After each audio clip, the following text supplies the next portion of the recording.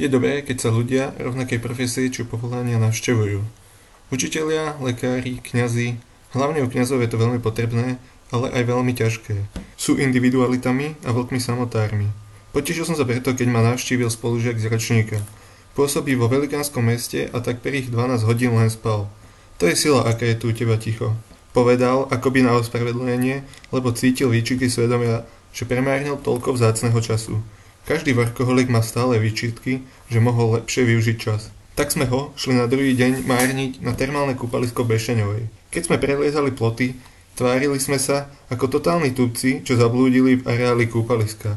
Plavčíci nám odomýkali všelijaké priechody, lebo v kúpalisku nebola sauna a v hoteli áno.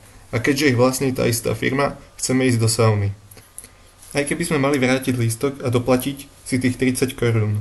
Najprv sa to nedalo, potom už dalo. Môj priateľ bol zjavne vo svojej koži. Ešte trochu rozruchu pred saunou, pokus, či by sme na jeden lístok mohli ísť dvaja. Nie z lakomstva, čisto len ako pokus. Otestovanie systému a trpezlivosti celkom pôvodnej masérky, čo to mala na starosti. A ešte k tomu sme hovorili spolu po nemecky. Už som sa celkom tešil na izolovaný svet kabínky sauny. Keď sme vklzli dnu, sedel tam už nejaký chlapík. Počerný, ale sympatického zjavu. Sauna bola málo teplá, hoci som dýchčal ako hus na pekáči. Pokojne môžeš ísť aj sem hore. Tieto šmejdy z Teska, veď v tejto saune prechladneme. 90 stupňov. S ruským prízvukom sa do nášho nevalného hodnotenia zdvorilo vlúdil spolu saunovník. Môžem pridať trochu vody? A zoberal vyrezávanú drevenú naberačku z vedra. Ja, amatér, pre ktorého je fínska sauna španielská dedina, som nemal nič proti. V duchu som sa tešil, že sa tá horúčava hádam na chvíľu zmierni. Ale brat v kňazstve to razantne zarazil. Toto je fínska sauna. Žiadna para. Pory musia dýchať, telo trpieť. Nejaký znalec sauny nieleje len tak mírnix dýrnix vodu. Hádam v poslednom cykle.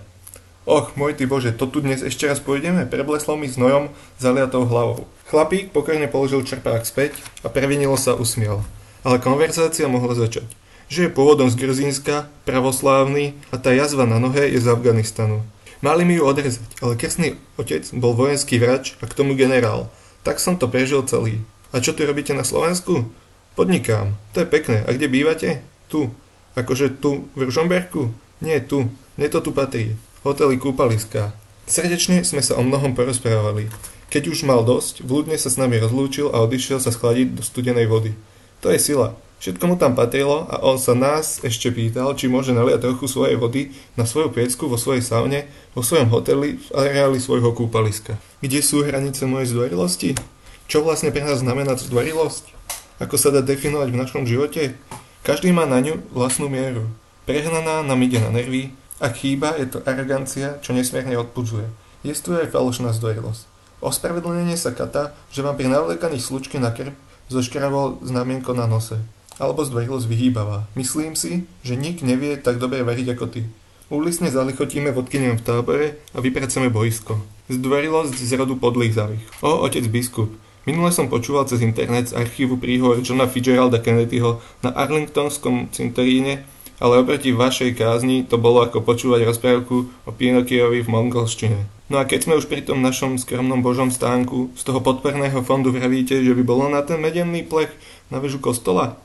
Prehnaná snaha o zdvorilosť môže byť človeku nepríjemná. Príliš dôverné stískanie, oblápanie neprimerané reálnemu stavu i vnútornej blízkosti, fyzický kontakt zdanlivo zdvorilý, ale obťažujúci, pridlho podržaná podaná ruka na pozdrav, pridlhý pohľad do očí plachejšieho spoločníka. Skutočná zdvorilosť sa zjavuje v srdci človeka spolu s taktnosťou a ohľaduplnosťou. Jemnosť a snaha o uchránenie druhého pred zahambením. Napríklad, keď zaznie Jon namiesto John. Ako reagujeme na drobné chyby druhých? Pred všetkými alebo diskrétne? Aj to patrí k zdvorilosti. Rovnako ako pripustiť iného na miesto s lepším výhľadom, nechať lepšie sústo na tanieri, z jemných náznakov pochopiť, kedy odísť, kedy ten druhý by sa chcel už vrátiť k svojej robote, byť presný, zvlášť pri stretnutiach s druhými ľuďmi. Učiť sa všímať si reč tela druhého a nenútiť ho robiť niečo, čo mu nie je po vôli. Či nehovoriť vzlom o neprítomných. Keď stretneme skautského vodcu s jeho oddielom, nebudeme ho zdržiavať taľafatkami. On je na výprave a chce sa venovať svojim ľuďom. Ak sa s ním chcem rozprávať, vyhľadám ho vtedy, keď bude mať na nás čas. Zdvorilý je ten, Kto ak volá niekomu na mobil, spýta sa najskôr, či ho svojím hovorom neruší. No nielen to, aj to rešpektuje. Niekedy je to až zarážajúce. Volá sa to povidne ľahostajná zdvorilosť. Haló, Andy, môžem hovoriť? Nie, šoférujem v hustej premávke. Mám síce slúchadlo, čakal som iný veľmi súrny hovor. Prepáč, na ten tvoj problém tu nemám ani kalendár, ani nie som schopný sa na to sústrediť. Zavolaj prosím večer. Jasné, nebudem ťa rušiť. Len by si mi mohol povedať, či toho 20. môžeme prísť. Vieš, bude tam s nami chlapec, ktorého strýka pohrízol besný aligátor. Vlastne nebol ani besný. Otrava spočívala v tom, že jeho zuby boli už zhnité od cukríkov, čo mu ich nezodpovedné deti nahádzali vzhod do výbehu. Bol si už niekedy v Bojniciach? Mne sa tam narodila nevlastná sestra babkinho muža. No ono sa to len hovorilo, že to bola nevlastná sestra. Pane Ježišu, zdvorilosť znamená pochopenie vnútra druhého. Obdarujú nás výstražným svetielkom, kde si v našej duši, aby sa vždy rozsvietilo, keď svojimi rečami alebo skutkami, koho si trápime. Aby sme vedeli prestať rozprávať skôr, ako tých, čo nás počúvajú, rozbolí hlava. Alebo ešte predtým, ako vyzradíme nejakú dôvernosť, alebo lož. Aby sme vedeli odísť, lebo kto si chce byť sám. Alebo ostať pri osamelom. Nedívať sa tam, kde je to niekomu nepríjemné, lebo má na sebe čosi roztrhnuté, umazané, alebo od narodenia zdeformované. Alebo sa len tak hanbí, lebo sme príliš blízko pri cestovaní alebo nejakej hre. To svetielko nemusí byť veľké, ale nech je spoľahlivé, lebo nám pomáha byť zdorilými. Amen.